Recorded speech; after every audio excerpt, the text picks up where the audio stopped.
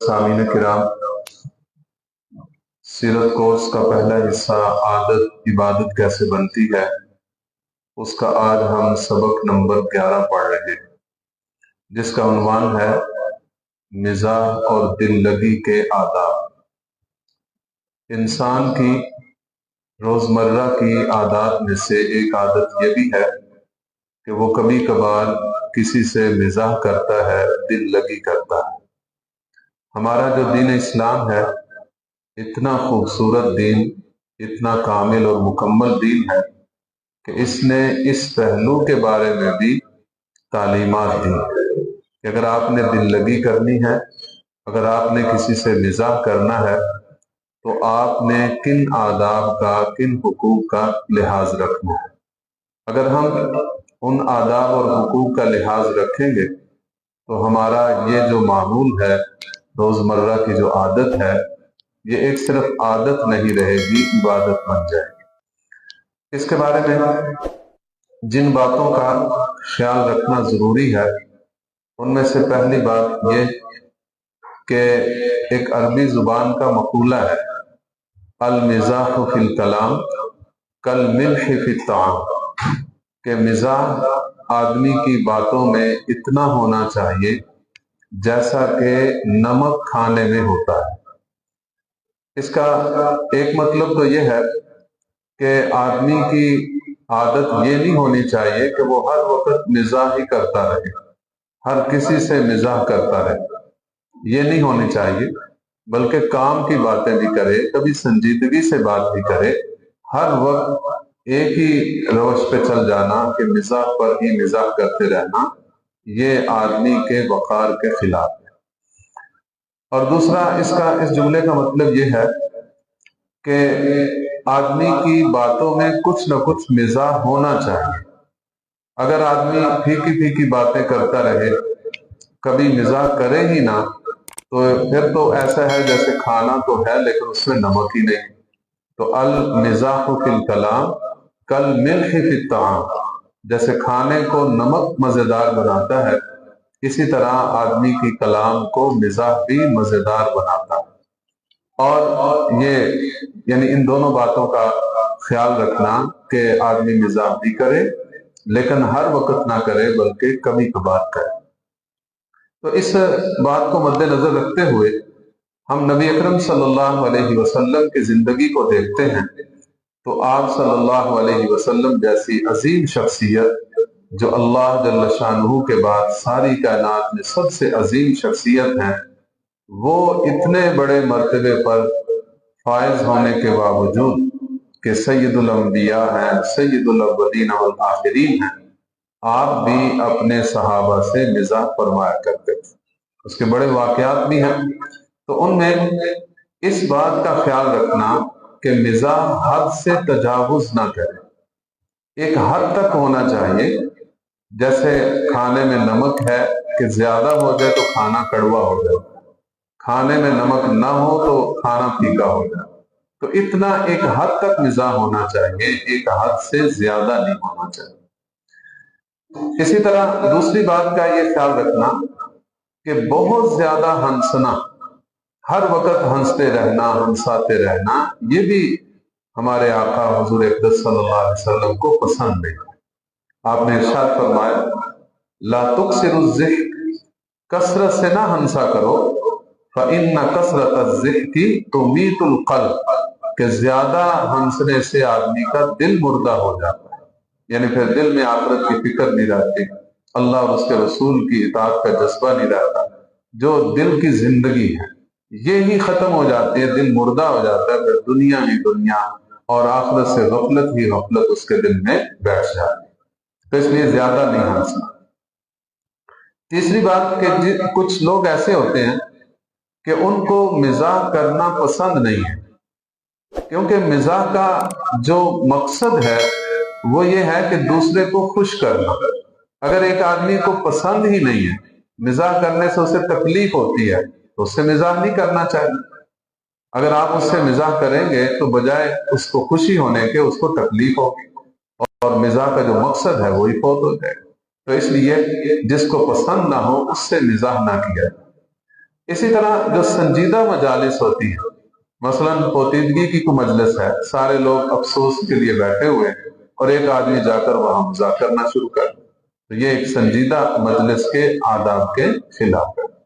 اسی طرح کچھ مشاورت ہو رہی ہے کسی بڑے اہم امور کے بارے میں، تو اس میں جا کر مزاح شروع کر دینا، یہ بات بھی پسندیدہ نہیں ہے۔ یا اسی طرح علماء کی محفل ہے، قضات کی محفل ہے،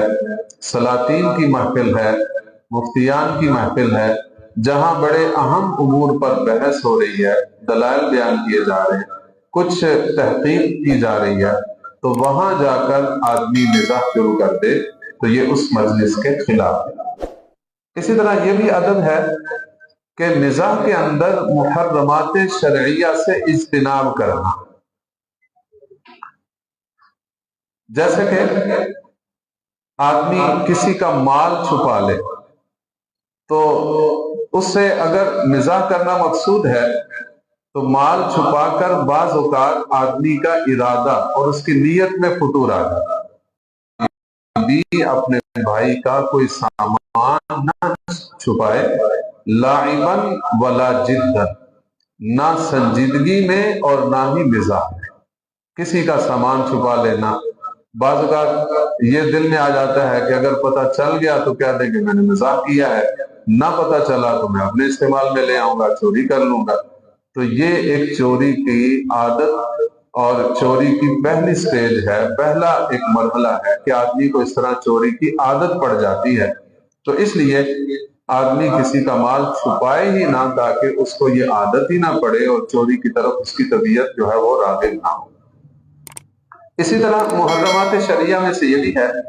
کہ مزاح کرنے کے لیے کئی لوگ جھوٹ بولتے ہیں، سراسر صاف صاف جھوٹ بول دیتے کہ اور بعد میں کہتے ہیں کہ میں نے تو مزاح کیا ہے۔ جیسے کسی کو یہ کہنا کہ تمہارے فلاں عزیز کی پوتیدگی ہو گئی، حالانکہ نہیں ہوئی، اور سراسر جھوٹ بول دیا، وہ بیچارہ پریشان ہو گیا، تو بعد میں اس کو کہہ دینا میں نے مزاح کیا۔ یا اسی طرح ہمارے معاشرے میں اپریل کی پہلی تاریخ کو اپریل فول کے نام پر بڑے بڑے جھوٹ بولے جاتے ہیں اور بعد میں کہا جاتا ہے کہ ہم نے تو مزاح کیا۔ تو یہ بات شریعت میں حرام ہے کہ مزاح کے اندر بھی آدمی کو جھوٹ نہیں بولنا چاہیے۔ نبی اکرم صلی اللہ علیہ وسلم نے بڑے مزاح فرمائے ہیں صحابہ کرام سے، لیکن اس میں کبھی بھی آپ نے جھوٹ کا سہارا نہیں لیا، جھوٹ اپنی زبان پہ نہیں لائے۔ اس لیے ہمارے لیے یہ تعلیم ہے کہ مزاح کرنے کے لیے جھوٹ کا ارتکاب نہیں کرنا چاہیے۔ اسی طرح محرمات شرعیہ میں سے ایک یہ بھی ہے کہ کسی کی تحقیر کرنا۔ چند دوست بیٹھے ہیں اور ایک آدمی کو ٹارگٹ بنا کر اس کے بارے میں جملے کسے جا رہے ہیں، اور مقصد کیا ہے؟ اس کی تحقیر ہو اور دوسرے مزہ اٹھائیں، دوسرے کہے لگائیں، دوسرے جو ہیں وہ اس سے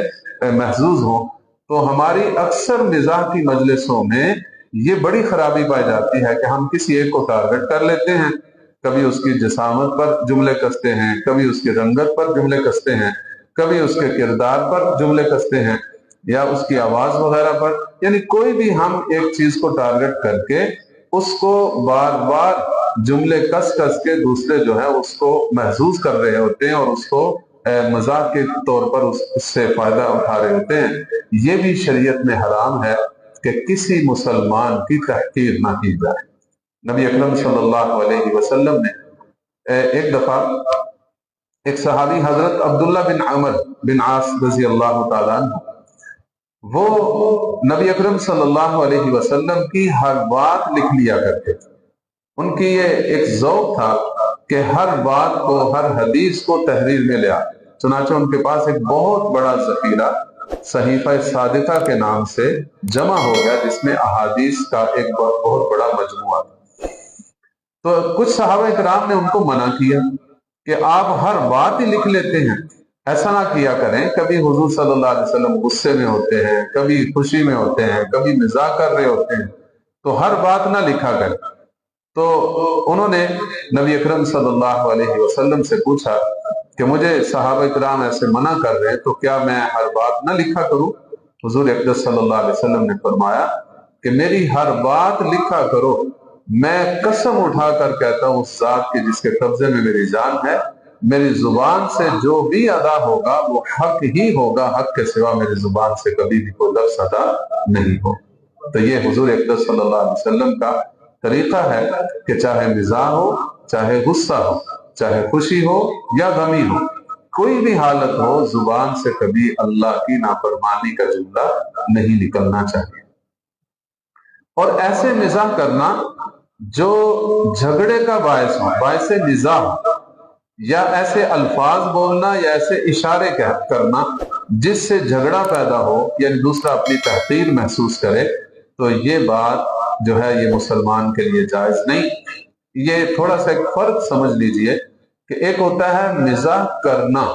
اور ایک ہوتا ہے مذاق اڑانا، ان دونوں میں فرق ہے۔ مزاح کرنے کا مقصد یہ ہوتا ہے کہ دوسرے کی طبیعت میں خوشی آ جائے، اس کے چہرے پہ مسکراہٹ آ جائے، تو یہ بات تو بہت اچھی ہے۔ لیکن ایک ہوتا ہے مذاق اڑانا کہ دوسرے کی تذلیل کرنا اور دوسروں کو اس کے ارد گرد بیٹھنے والوں کو محسوس کرنا، تو یہ بات جو ہے مذاق اڑانا یہ حرام ہے، اور مزاح کرنا یہ نبی اکرم صلی اللہ علیہ وسلم سے ثابت ہے۔ مثلا آپ صلی اللہ علیہ وسلم کے مزاح کرنے کے کئی واقعات ہیں، ان میں سے ایک واقعہ حضرت انس رضی اللہ تعالی عنہ، ان کو آپ فرمایا کرتے تھے یا ذل اذنین، جس کا معنی ہے اے کانوں والے۔ تو کان تو سب کے ہوتے ہیں، لیکن جب آپ نے اس کو کہا یا ذل اذنین تو چہرے پہ مسکراہٹ آ گئی کہ آپ نے مجھے کیا کہا ہے، کانوں والے، جس کو ہم پنجابی میں کنا والا کہتے ہیں، ٹھیک ہے۔ تو اس طریقہ کا کوئی جملہ بولنا کہ دوسرے کے چہرے پہ مسکراہٹ آ جائے، اس کی ٹینشن ختم ہو جائے، اس کو ایک دفعہ خوشی محسوس ہو اور اپنی جو پچھلی ساری پریشانیاں وہ بھول جائے، یہ ہے مزاح کرنا تاکہ دوسرے کی طبیعت میں خوشی پیدا ہو۔ ایک دفعہ حضرت علی رضی اللہ تعالیٰ عنہ آپ صلی اللہ علیہ وسلم کے ساتھ دسترخوان پہ کھجوریں کھا رہے تھے، تو نبی اکرم صلی اللہ علیہ وسلم نے فرمایا کہ علی، آپ کی تو آنکھ خراب ہے، تو آپ پھر بھی کھجوریں کھا رہے ہو۔ مقصد یہ تھا کہ کھجوریں گرم ہوتی ہیں اور آنکھ بھی گرمی کی وجہ سے خراب ہوئی ہے، تو مزید کھجوریں کھاؤ گے اور گرمی ہوگی اور زیادہ آنکھیں خراب ہوں گی۔ تو انہوں نے بطور مزاح کہا کہ یا رسول اللہ، میری ایک آنکھ خراب ہے، میں دوسرے آنکھ کی طرف سے کھا رہا ہوں۔ تو صحابہ کرام بھی حضور اقدس صلی اللہ علیہ وسلم سے مزاح کر لیا کرتے۔ ایک دفعہ نبی اکرم صلی اللہ علیہ وسلم دسترخوان پہ کھجوریں تناول فرما رہے تھے، اور حضرت علی رضی اللہ عنہ بھی، دیگر صحابہ کرام بھی موجود تھے، تو آپ صلی اللہ علیہ وسلم کھجوریں کھا کھا کر گٹھلیاں حضرت علی رضی اللہ عنہ کے سامنے رکھتے تھے۔ تو جب کافی گٹھلیاں جمع ہو گئی تو آپ نے بطور مزاح پوچھا کہ علی، اتنی کھجوریں کھا گئے ہو؟ تو حضرت علی رضی اللہ عنہ نے جواباً کہا، لگتا ہے کہ آپ پھر جو ہے وہ گٹھلیوں سمیت ہی کھا گئے، یعنی آپ کے سامنے تو کوئی گٹھلیاں نہیں اور میرے سامنے گٹھلیاں۔ تو یہ بطور مزاح دوسرے کے ساتھ کچھ نہ کچھ دل لگی کرنا، یہ حضور اقدس صلی اللہ علیہ وسلم سے بھی ثابت ہے، صحابہ کرام سے بھی ثابت ہے، لیکن اس میں ان آداب کا خیال رکھنا ضروری ہے۔ اگر ہم ان آداب کا خیال رکھیں گے تو ہمارا یہ دل لگی کرنا، مزاح کرنا بھی عبادت بن جائے گا۔ اللہ تعالیٰ ہم سب